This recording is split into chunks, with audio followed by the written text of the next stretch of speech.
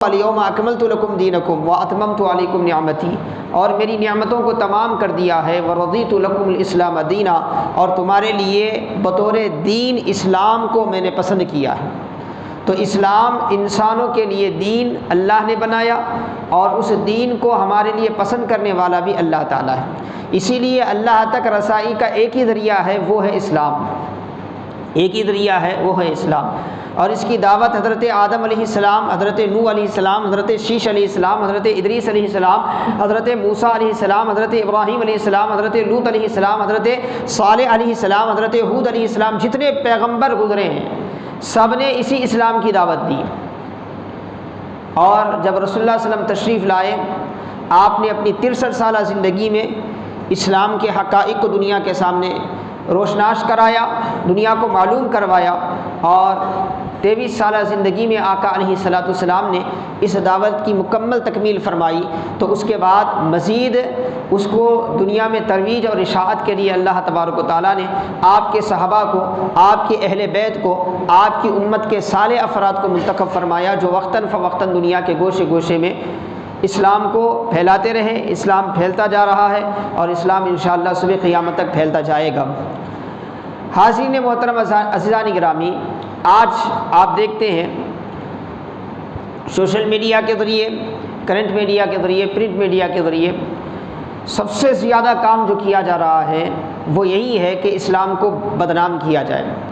اسلام کو بدنام کرنے کی نئی نئی صورتیں پیش کی جا رہی ہیں، اور اسلام کی تعلیم کو توڑ مڑوڑ کر پیش کیا جا رہا ہے، اور بعض نادان قسم کے لوگ جنہیں مسلمان ہوتے ہوئے بھی انہیں اسلام سے کوئی وابستگی نہیں ہوتی، اسلام سے ان کا کوئی علاقہ نہیں ہوتا، ان کا قول و فعل کا اسلام سے کوئی تعلق نہیں ہوتا، ایسے لوگوں کے حوالے سے کیا ہے اسلام کو بدنام کرنے کی پوری مکمل کیا ہے کوشش کی جا رہی ہے، پوری مکمل کوشش۔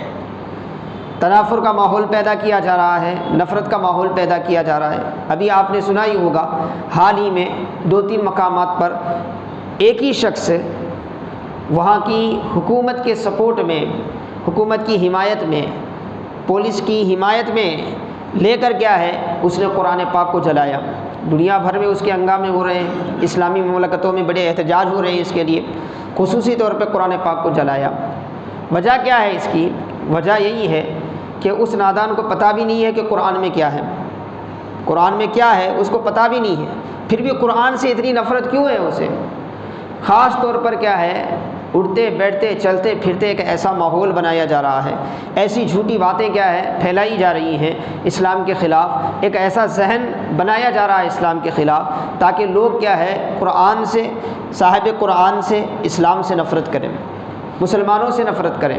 اور حاضرین محترم عزیزان گرامی، اس کے اثرات آج ہم دیکھ رہے ہیں، تجارت کے میدان میں بھی ہم کچھ نہ کچھ اس کا اثر دیکھ رہے ہیں، علمی میدان میں بھی ہم کچھ نہ کچھ اس کا اثر دیکھ رہے ہیں، ملازمتوں کے میدان میں بھی ہم اس کا کچھ نہ کچھ اثر دیکھ رہے ہیں۔ تو آج یہ جو چیز ہو رہی ہے اس کا ازالہ کیسے کیا جا سکتا ہے، اس کو ختم کیسے کیا جا سکتا ہے؟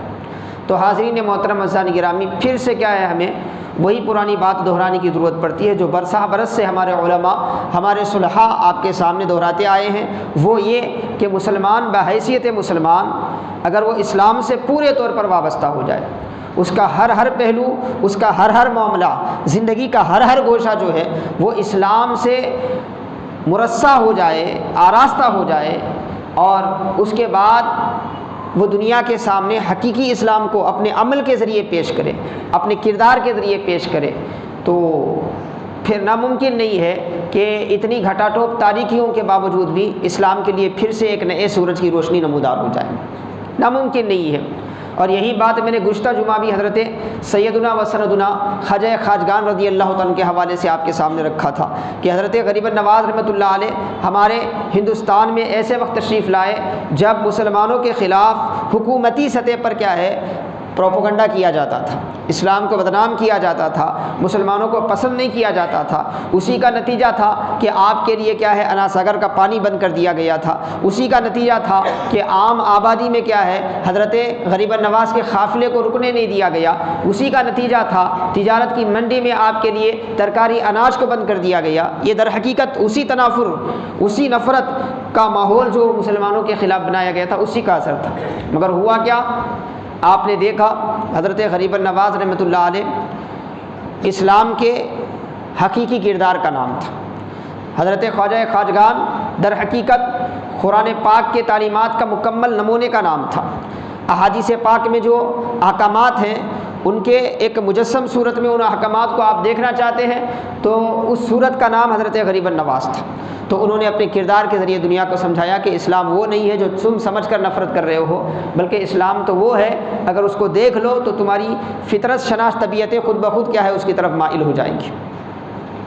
اور حاضرین محترم عزیزان گرامی، آج بھی اسی بات کی ضرورت ہے کہ ہم دوبارہ کیا ہے اسلام کا جائزہ لیں، اپنے اعمال کا جائزہ لیں، اور اسلام کو کیا ہے اثر نو اپنے زندگی میں پورے طور پر لاگو کرنے کی ہم کوشش کریں، پورے طور پر ہر طرح سے لاگو کرنے کی کوشش کریں۔ اسلام ایسے ایسے پہلو سکھاتا ہے۔ حاضرین محترم عزیزان گرامی، آپ دیکھیں قرآن کہتا ہے لا یجرمنکم شنآن قوم ان تعدلوا۔ قرآن کے احکام دیکھیں آپ، کتنا عدل و انصاف پر مبنی ہے۔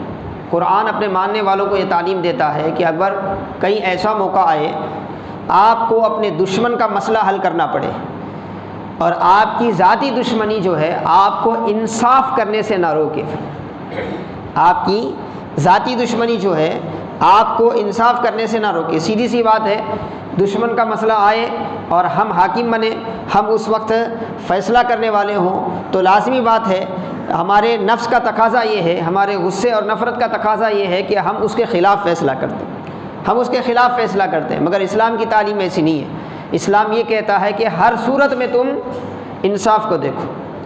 یہی وجہ تو تھی کہ منافق گیا، یہودی گیا، یہودی کھلا دشمن تھا اسلام کا، منافق جو ہے بظاہر وہ مسلمان تھا لیکن فیصلہ یہودی کے حق میں ہوا۔ مشہور واقعہ ہے نا، حضرت عمر فاروق نے جس منافق کی گردن قلم کی تھی تو آقا علیہ السلام نے وہ فیصلے میں وہ نام نہاد مسلمان کو نہیں دیکھا بلکہ انصاف کو دیکھا۔ انصاف اس معاملے میں یہودی کی طرف تھا تو یہودی کے حق میں آقا علیہ السلام نے فیصلہ فرما دیا۔ مولود کعبہ حضرت مولا کائنات رضی اللہ تعالیٰ عنہ اسی ماہ رجب المرجب کے مہینے میں آپ کی ولادت باسعادت ہوئی۔ حضرت مولا کائنات رضی اللہ تعالیٰ عنہ کے حوالے سے آپ پڑھتے ہیں، دیکھتے ہیں کہ حضرت ایک میدان جنگ میں اپنے مخالف کو نیچے کر کے آپ اس کے پشت پر بیٹھ گئے تھے، آپ اس کے سینے پر سوار ہو گئے تھے، اور ابھی کچھ ہی دیر تھا کہ حضرت اس کو جہنم حاصل کر دیتے، حضرت کی تلوار چلتی اور اس کا جسم سے سر کیا ہے الگ ہو جاتا۔ کچھ ہی دیر اس نے ایک اوچھی حرکت کی، اس نے کیا کیا، حضرت مولا کائنات رضی اللہ تعالیٰ عنہ پر تھوک دیا۔ جیسے ہی تھوک دیا، ہونا تو کیا چاہیے تھا کہ فی الفور کیا ہے پوری سختی کے ساتھ اس کی گردن الگ ہو جانا چاہیے تھا، لیکن اس نے جو منظر دیکھا وہ منظر دیکھ کے پریشان ہو گیا، کیونکہ حضرت علی اب اسے کاٹنے کی بجائے، اس کو ختم کرنے کی بجائے، اس پر تلوار چلانے کی بجائے حضرت مولا کائنات نے کیا کیا، ہٹ گئے، وہاں سے اٹھ گئے۔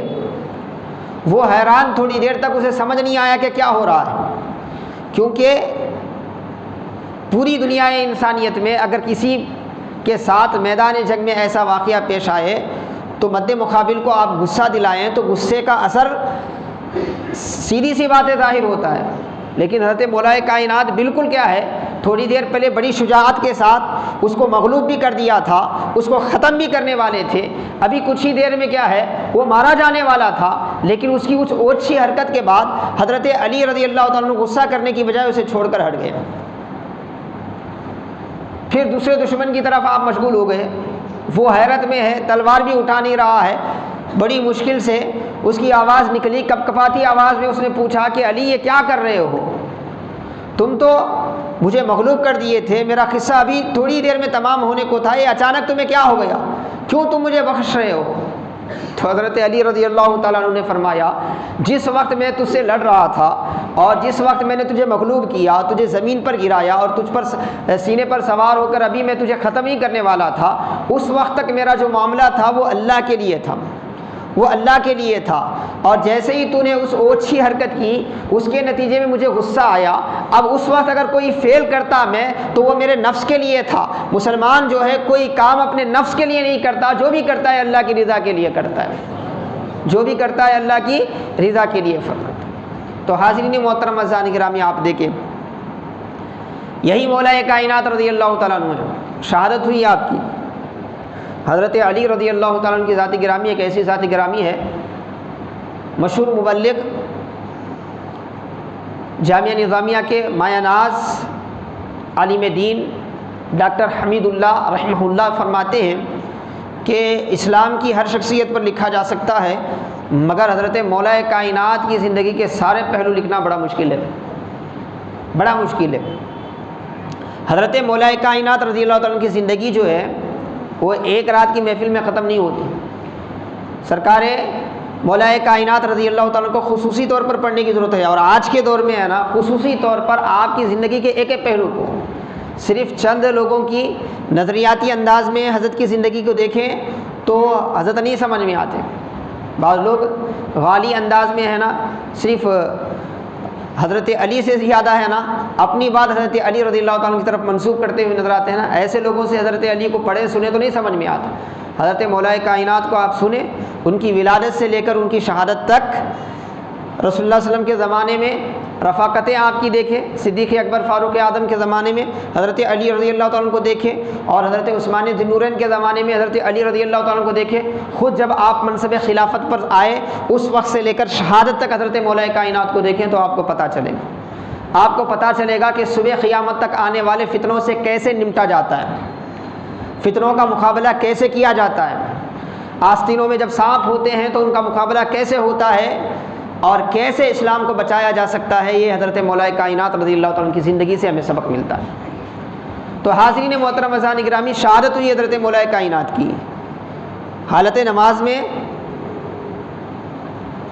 ابن ملجم نے آپ پر وار کیا، وہ بھی بڑی پلاننگ کے ساتھ تلوار کو زہر میں بجھا کر کیا ہے آپ پر وار کیا، حضرت مولا کائنات رضی اللہ تعالیٰ عنہ پر، اور آپ زخمی ہو گئے، فی الفور شہید نہیں ہوئے آپ، اسی زخم سے آپ کی شہادت ہوئی، ایک الگ بات ہے، فی الفور تو شہید نہیں ہوئے، آپ کو اٹھا کر گھر لایا گیا، اس کے بعد آپ کے قاتل کو پکڑا گیا۔ تو حضرت مولا کائنات رضی اللہ تعالیٰ نے اپنے بیٹے امام حسن رضی اللہ تعالیٰ سے فرمایا کہ میرے قاتل کے ساتھ حسن سلوک کرنا، میرے قاتل کے ساتھ حسن سلوک کرنا، اور اس کی اس حرکت کی وجہ سے اگر میری موت آ جاتی ہے تو شریعت کا جو قانون ہے جان کے بدلے جان، اسے قتل کرنا، مگر مجھے قتل کیے جانے کے غصے میں کہیں اس کے عزیز و اقربا کو کیا ہے نقصان نہیں پہنچانا، اس کے رشتہ داروں کو نقصان نہیں پہنچانا۔ اتنے میں اس کو پکڑ کے لایا گیا، حضرت علی کو پیاس لگی، آپ پانی مانگے، اتنے میں کیا ہے اس قاتل کو بھی لایا گیا۔ تو حضرت علی رضی اللہ تعالیٰ نے فرمایا مقتول کو پانی پلانے سے پہلے قاتل کو کہا پانی پلاؤ، اس کو بھی پیاس لگی ہے، پہلے اس کو پانی پلاؤ، اس کے بعد مجھے پانی پلاؤ، اس کے بعد میرے پاس پانی لاؤ۔ تو حاضرین محترم عزیزان گرامی، یہ کردار ہے اسلام کا، جس کو دیکھ کر کیا ہے دنیا متاثر ہوتی تھی، جس کو دیکھ کر لوگ چاہتے تھے کہ بھئی اسلام کی طرف آئیں، لوگ چاہتے تھے کہ قرآن پڑھیں، ہم بھی قرآن سیکھیں، لوگ چاہتے تھے کہ بھئی اللہ کے رسول کی باتیں کیا ہیں ہم سمجھنے کی کوشش کریں۔ آج ہم ہر چیز کو کیا ہے رسمی طور پہ لے لیے اور چند رسمیں منا کر ہم خوش ہو رہے ہیں کہ ہم مسلمان ہیں۔ نتیجہ یہ ہو رہا ہے کہ دشمن اپنی چالیں برابر چل رہا ہے، اسلام کے خلاف جو پروپیگنڈا اس کو کرنا ہے برابر کر رہا ہے، اور جس طرح سے بھی وہ ہو سکتا ہے اسلام کو کیا ہے مخدوش کرنے کی پوری کوشش کی جا رہی ہے، اور مسلمان ہے کہ اب بھی خواب غفلت میں ڈوبا ہوا ہے۔ حاضرین محترم عزیزان گرامی، اللہ تبارک و تعالیٰ نے اسلام کی نعمت سے ہمیں سرفراز فرما کر ہمیں بہت بڑا احسان کیا۔ اگر ہم حضرت علی رضی اللہ تعالیٰ کی نظر سے اس کو دیکھیں، حضرت صدیق اکبر کی نظر سے ہم اس کو دیکھیں، حضرت بلال، حضرت عمار بن یاسر کی نظر سے ہم اس کو دیکھیں، تو تب جا کے پتہ چلتا ہے کہ اسلام کتنی بڑی نعمت ہے۔ ارے یہی اسلام تھا کہ جنت کے نوجوانوں کے سردار حضرت سیدنا امام حسین اگر چاہتے تو وقتی طور پر مصالحت کر لیتے تھے، دنیاوی فراغ دستیاں آپ کے لیے کھل جاتی تھی، بادشاہ وقت کیا ہے آپ کے لیے اپنے خزانے کھول دیتا تھا، مہینہ مہینہ آپ کے لیے وظیفے مقرر ہو جاتے تھے، آپ جس خطے کی کہتے اس خطے کی کیا ہے آپ کو عمارت دے دی جاتی تھی، وہاں کا آپ کو حاکم بنا دیا جاتا تھا۔ لیکن حضرت امام حسین رضی اللہ تعالیٰ عنہ دنیا کی ان فراغ دستیوں کو نہیں دیکھا، آسائش دنیا کو نہیں دیکھا، بلکہ اسلام کی اہمیت وہ جانتے تھے، اسی لیے وہ میدان کربلا تک پہنچے، اپنا سب کچھ نچھاور کیا، لیکن اسلام کو متاثر ہونے نہیں دیا، اسلام کو متاثر نہیں ہونے دیا۔ اور حاضرین محترم عزیزان گرامی، اسلام میں اتنی خوبیاں ہیں، آج بھی اسلام اپنا اثر دکھا رہا ہے۔ ایک طرف ایسے لوگ ہیں جو قرآن کو جلا کر کیا ہے اپنی نفرت کا اظہار کرتے ہوئے نظر آتے ہیں۔ کچھ سال پہلے ہے نا غالباً نیوزی لینڈ میں مسجد میں نماز پڑھتے ہوئے لوگوں پر گولیاں چلا کر کئی لوگوں کو شہید کر دیا گیا۔ اس طرح کے واقعات دن بدن ہمارے سامنے آتے جا رہے ہیں۔ تو وہیں ایسا بھی ہو رہا ہے دنیا میں، اس کو سوشل میڈیا کور نہیں کرتا، پرنٹ میڈیا کور نہیں کرتا، لیکن ایسا بھی دنیا میں ہو رہا ہے۔ آج ہی کی بات ہے، حیدرآباد کے ایک اخبار میں نے ایک کالم نگار کی یہ تحریر پڑھی کہ انہوں نے برطانیہ کا ایک نو مسلم نوجوان کی بات بیان کی۔ برطانیہ میں ایک نوجوان ینگ مسلمان ہوا، وہ اپنی آپ بھی تھی، ایک لیکچر میں اپنے پروفیسر کے سامنے وہ بیان کر رہا تھا۔ ایک مسئلے میں اس نے اپنا مسئلہ بیان کیا اور اس نے بتایا کہ وہ مسلم نہیں تھا، کیسے مسلمان ہوا۔ تو ہم مسلمان ہیں نا، وراثت میں ہمیں اسلام ملا ہے، اس لیے کبھی ہم اسٹڈی کرنے کی کوشش نہیں کرتے، اپنے سے کیا ہے پڑھنے کی سننے کی کوشش نہیں کرتے۔ اب جمعہ ہے، مجبوری ہے، اسی لیے جمعہ میں آ کر بیان میں بیٹھ جاتے ہیں۔ بہت کم ایسے لوگ ہوتے ہیں ذوق اور جستجو کے لیے آتے ہیں، ورنہ ایک معمول ہم نے رسم بنا لیا ہوا ہے، اس رسم کے لیے آتے ہیں۔ ورنہ عام طور پہ ہمارے اسلاف میں جیسے پڑھنے کا شوق تھا، اسلام کو جاننے کا شوق تھا، اسلام کو دوسروں تک پہنچانے کا شوق تھا، وہ آج ہماری نسلوں میں نہیں ہے، آج ہمارے لوگوں میں نہیں ہے۔ ہم دیکھ رہے ہیں کل کے مسلمانوں میں اور آج کے مسلمانوں میں کتنا بڑا فرق آ گیا۔ لیکن ہمارے اسلام کو پڑھنے کا غیروں کو بڑا شوق ہے، آج بھی اللہ تبارک و تعالیٰ نے اپنے دین کی عظمتوں کو ایسے قائم رکھا ہوا ہے۔ قرآن کریم میں تنبیہ بھی فرمائی گئی مسلمانوں کو۔ پارہ نمبر 26 اٹھائیں آپ، سورہ محمد کی آخری آیتیں ہیں، اس کو پڑھیں آپ۔ قرآن کہتا ہے وَإِن تَتَوَلَّوْا يَسْتَبْدِلْ قَوْمًا غَيْرَكُمْ ثُمَّ لَا يَكُونُوا أَمْثَالَكُمْ۔ اللہ فرماتا ہے اگر تم منہ موڑ لو گے، حقائق سے تم منہ موڑ لو گے تو اللہ تمہاری جگہ دوسری قومیں لائے گا جو تمہاری طرح نہیں ہوگی، تمہاری طرح نہیں ہوگی۔ آپ تاریخ اٹھا کر دیکھیں، جس خطے سے مسلمان تباہ و برباد ہوا تو اس کے اسباب کیا بنے، کیوں تباہ و برباد ہوا، اور تباہ و برباد ہونے کے بعد وہاں جو نئی نسلیں اسلام سے آشنا ہو کر ابھری، وہ کس قوت سے وہاں اسلام کا کام کی، کس قوت سے۔ آپ جس خطے کو بھی چلے جائیں وہاں دیکھیں، آپ کو پتہ چلے گا۔ تو حاضرین محترم عزیزان گرامی، اس نے اپنی آپ بیتی سنائی، اس سے ہم اندازہ ہوتا ہے کہ اسلام کی حفاظت اور نگہبانی کیسے ہو رہی ہے۔ وہ کہتا ہے کہ میں فلاں مذہب کا تھا اور مجھے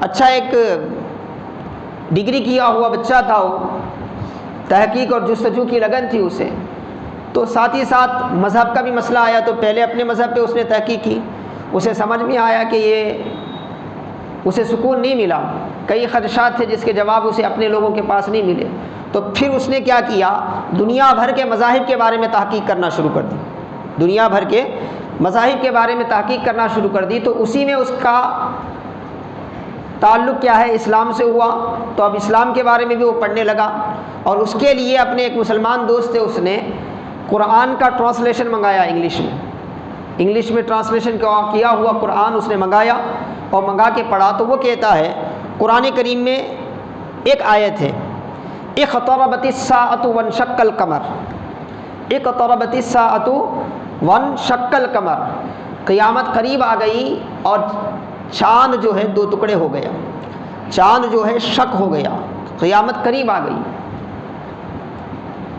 وہ علم سائنس کا اسٹوڈنٹ تھا، تو وہ حیرت سے اس آیت کو بار بار پڑھنے لگا اور کہنے لگا کہ بھئی ایسا کیسے ہو سکتا ہے، چاند دو ٹکڑے کیسے ہو سکتا ہے؟ چاند ایک چھوٹی چیز کا تو نام نہیں ہے، تو چاند کا دو ٹکڑے ہونا اسے سمجھ نہیں آ رہا تھا، وہ اس کے حوالے سے بھی کیا ہے تحقیق کرتا رہا۔ اس کے بعد وہ کہتا ہے ایک مرتبہ میں بیٹھا ہوا ٹی وی کا پروگرام دیکھ رہا تھا، اور ٹی وی کے پروگرام میں سائنسدانوں کا پروگرام تھا، اور اس کے ساتھ جو صحافی تھا وہ سائنسدانوں کو بلا کر کیا ہے مختلف باتیں کر رہا تھا، اور خاص طور پہ اس وقت امریکہ سے جو سائنسدان چاند پر پہنچے تھے وہی اس کے مہمان تھے، گیسٹ تھے، اور ان سے گفتگو ہو رہی تھی، اور وہ صحافی غصہ کر رہا تھا کہ بھئی تم خلائی سفروں کے لیے اتنے پیسے لگا دیتے ہو، اس سے ملک کی غریبی بڑھتی ہے، فلاں ہے۔ تو وہ اپنے سفر کے جو فوائد ہیں وہ بیان کر رہے تھے کہ بھئی سائنس ترقی کر رہا ہے، ہم زمین سے دیگر سیاروں کی طرف جا رہے ہیں تو اس کا کیا فائدہ ہو سکتا ہے، ہم زمین کو اس کے لیے کیا فائدے لے سکتے ہیں، کہ لمبی بحث چل رہی تھی۔ اسی دوران وہاں کی جو حالت اس نے سنائی، وہ جو سائنسدانوں نے سنائی، اس میں ایک بات یہ تھی کہ وہ بتاتے ہیں کہ ہم نے یہ بات دیکھی چاند میں کیا کہ چاند میں یہ نشان موجود ہے، گویا کیا ہے وہ ایک مرتبہ کبھی ایسا ہوا ہے کہ دو ٹکڑے ہو کر پھر سے ملا ہوا ہے، جیسے ایک چیز ٹکڑے ہو کر پھر سے ملتی ہے، ملنے سے جو نشان بنتا ہے نا، تو ویسا نشان کیا ہے چاند میں برابر کیا ہے نصف والا نشان موجود ہے۔ تو وہ بندہ کہتا ہے وہ سائنسدانوں کی بات سن کر میں چونک گیا، پھر آیا قرآن کی وہ آیت نکالا اور اس کو پڑھتا رہا، پھر اس سے متعلق کیا کیا باتیں ہیں اسلام میں اس کو پڑھتا رہا، تو پھر نبی پاک علیہ الصلوۃ والسلام کا وہ معجزہ جو چاند کو شک کرنے والا معجزہ ہے، میں نے اس کو دیکھا۔ یہ ساری باتیں دیکھنے کے بعد میں سمجھ گیا کہ حقیقت میں اگر کوئی مذہب دنیا میں اللہ کی طرف سے، کائنات کے پیدا کرنے والے کی طرف سے آیا ہے تو وہ مذہب اسلام ہے۔ اس کے بعد میں اسلام قبول کیا، اس کے بعد میں اسلام قبول کیا۔ تو حاضرین محترم عزیزان گرامی، اگر ہم ان لوگوں کی باتیں پڑھیں جو اسلام میں داخل ہو رہے ہیں، امریکہ میں اسلام میں داخل ہو رہے ہیں، برطانیہ میں اسلام میں داخل ہو رہے ہیں، لندن میں اسلام میں داخل ہو رہے ہیں، ان کی اگر احساسات کو پڑھیں کہ وہ مسلمان کیوں ہوئے ہیں، تو آپ دیکھیں گے کہیں وہ قرآن کی عظمت بیان کرتے ہوئے نظر آتے ہیں، کہیں وہ اسلام کے کسی ایک مسئلے کو لے کر کیا ہے اتنے متاثر نظر آتے ہیں، اس کے فوائد ان پر کھل رہے ہیں۔ اور ایک ہماری قوم ہے، پیدا بھی مسلمان ہوتی ہے، بڑی بھی مسلمان ہوتی ہے، مرتی بھی اسلام میں ہے، مگر پیدا ہونے سے لے کر مرنے تک انہیں اسلام کی خوبی نہیں سمجھ میں آتی، اسلام کی اچھائی نہیں سمجھ میں آتی۔ وجہ وہی ہے جو میرے آقا علیہ الصلوۃ والسلام نے فرمایا، اللہ کے رسول صلی اللہ علیہ وسلم نے فرمایا العلم حیات الاسلام، انما العلم حیات الاسلام۔ آقا نے فرمایا اسلام کی زندگی کیا ہے؟ علم ہے۔ فرمایا اسلام کی زندگی کیا ہے؟ علم ہے، یعنی زندگی وہ چیز ہے جس سے شے کا پتہ چلتا ہے۔ آج ہم ہیں تو ہمارا وجود جو جانا جا رہا ہے، ہماری خوبیاں جو کام کر رہی ہیں، ہماری آنکھیں کام کر رہی ہیں، ہماری سماعتیں، سب اسی جان کی وجہ سے ہے نا۔ ایک دن وہ جان الگ ہو جائے، وہ روح الگ ہو جائے، تو پھر آنکھیں تو وہی رہیں گی جو دور تک دیکھنے والی تھی مگر اب دیکھنے کے قابل نہیں رہے گی، کان تو وہی رہیں گے جو دور سے سننے والے تھے مگر وہ سننے کے قابل نہیں ہے، زبان جو بڑی تیزی سے چلتی تھی اب وہ زبان کام نہیں کرے گی۔ تو وہی جان ہے نا، ایسے ہی آقا علیہ السلام نے تشبیہ دے کر فرمایا، مثالاً فرمایا کہ اسلام کی بھی جان ہے، اور اسلام کی جان کیا ہے؟ اسلام کا علم ہے، اسلام کا علم ہے۔ آپ اسلام کو پڑھو، اسلام کو جانو تو اسلام سمجھ میں آئے گا، اسلام کی خوبیاں سمجھ میں آئے گی۔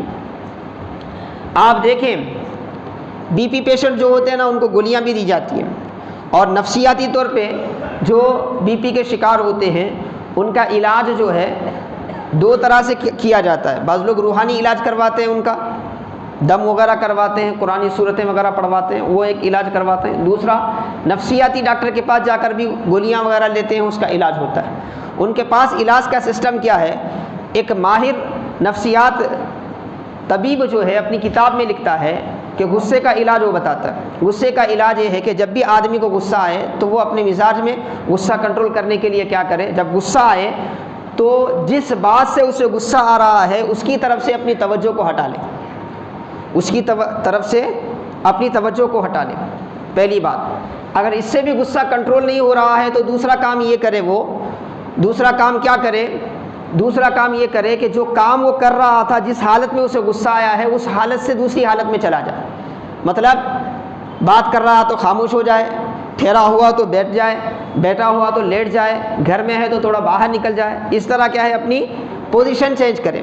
اور تیسری بات اگر اس کے بعد بھی کنٹرول نہیں ہو رہا ہے تو وہ پانی کا استعمال کرے، شاور لے، منہ دھوئے یا نہا لے. تو اس سے کیا ہوگا، ایک دم سے کیا ہے اس کا غصہ کنٹرول ہوگا. 1 2 سے 3 سے 4 مرتبہ ایسا کرنے سے کیا ہے پھر اس کے بعد عادت بنے گی، اسے غصے پر قابو پانا آئے گا. یہ کب معلوم ہوا ہمیں؟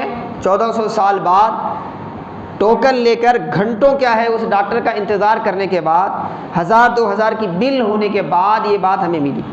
لیکن ہم قرآن و حدیث کی تعلیم سیکھے ہوتے تو 1400 سال پہلے مفت میں یہ بات سکھائی گئی. ایک صحابی آئے پیارے آقا علیہ السلام کی بارگاہ میں، بولے یا رسول اللہ نصیحت فرمائیں. تو اللہ کے رسول نے فرمایا لا تغضب، غصہ مت کر. بولے یا رسول اللہ مزید فرمائیں. تو اللہ کے رسول نے فرمایا لا تغضب، غصہ مت کر. بولے تیسری مرتبہ فرمائے یا رسول اللہ کچھ اور نصیحت فرمائیں. تو آقا نے فرمایا لا تغضب، غصہ مت کر. کیوں؟ غصہ ہی کیا ہے، ہلاکت خیزیاں لے کر آتا ہے ہر اعتبار سے. اب اس کے بعد رسول اللہ صلی اللہ علیہ وسلم نے طریقہ بتایا. کیا طریقہ بتایا؟ جب غصہ آ جائے تو کیا کریں؟ اعوذ باللہ من الشیطان الرجیم پڑھیں.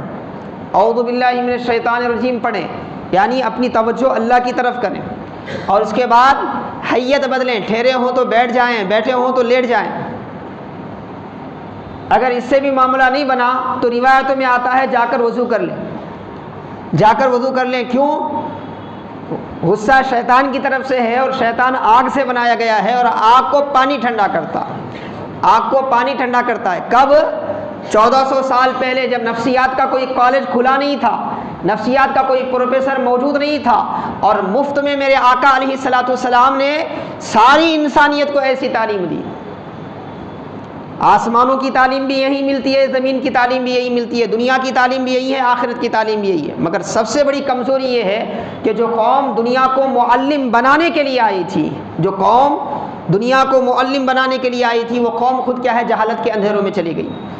جہالت کے اندھیروں میں چلی گئی. تو حاضرین محترم عزیزان گرامی، حضرت مولا کائنات رضی اللہ تعالیٰ کا دن منائیں، آپ حضرت غریب النواز کا دن منائیں. مگر میرے حساب سے ان کی بارگاہوں میں خراج عقیدت پیش کرنے کا صحیح طریقہ یہ ہے کہ ہم ان کی زندگیوں کو پڑھ کر اس زندگی کے مطابق اپنے آپ کو ڈھالنے کی کوشش کریں، اپنے آپ کو پلٹ کر کیا ہے اسلام سے وابستہ کرنے کی کوشش کریں. ہماری زندگیوں سے اسلام کے جو اطوار، جو عادات، جو کردار، جو اخلاق نکل چکے ہیں نا، اس کو دوبارہ لانے کی کوشش کریں. اور یہ لا کب سکتے ہیں؟ جب آپ جانیں گے تب لائیں گے. لوگ آج نفرت دلاتے ہیں علم سے. بعض لوگ اپنی دکانیں چلانے کے لیے عوام کو جاہل ہی رکھنا چاہتے ہیں، کیونکہ جب تک یہ جہالت میں رہیں گے، عقیدت میں کیا ہے ان کی روزی چلتی رہے گی. وہ جا کر کل اللہ کی بارگاہ میں جواب دیں گے، ہمیں اس کو کچھ بھی کرنا نہیں ہے. لیکن ایک بات یاد رکھیں، میرے آقا علیہ السلام دنیا کو علم دینے کے لیے آئے تھے، دنیا کو جہالت کے اندھیرے سے نکالنے کے لیے آئے تھے. اور میرے مصطفیٰ جان رحمت صلی اللہ علیہ وسلم نے فرمایا کنت بعثت معلما، میں معلم بنا کر بھیجا گیا ہوں. اور آپ کے صحابہ اور آپ کے اہل بیت اور آپ کی امت کے ہر ولی کو آپ دیکھیں، وہ اپنی صحبتوں میں لوگوں کو علم کا فیض بانٹتے تھے، اسلام کی گہرائیوں سے آشنا کرتے تھے، اسلام کے حقائق سے آشنا کرتے تھے. تو اسی لیے آج ضرورت ہے مسلمانوں کو پھر سے وہ قرآن پڑھیں، بار بار قرآن پڑھیں، بار بار پڑھیں، کیونکہ اللہ کے کلام کی بات ایسی ہے کہ جتنی مرتبہ آپ پڑھتے جائیں گے اتنی مرتبہ کیا ہے اس کے حقائق کھلتے جائیں گے. ایک حدیث پاک کا مفہوم بھی ہے، اللہ کا کلام جو ہے دنیا والوں کے پاس اللہ کے دسترخوان کی طرح ہے، اور اس کو آپ جتنا استعمال کرتے جائیں گے اس کے عجائب اتنے زیادہ بڑھتے جائیں گے، اتنے زیادہ بڑھتے جائیں گے. اب جیسے بھی کیا ہے رمضان شریف آ رہا ہے، اللہ پاک کی بارگاہ میں دعا بھی ہے کہ اللہ تعالیٰ جو ہے ہمیں رمضان کی نعمتوں سے مالا مال فرمائے. تو ابھی سے کیا ہے اہتمام کریں کثرت سے قرآن پڑھنے کا، اور قرآن کے ساتھ ساتھ اس کے مفاہیم کو پڑھنے کا، اس کے تراجم کو پڑھنے کا.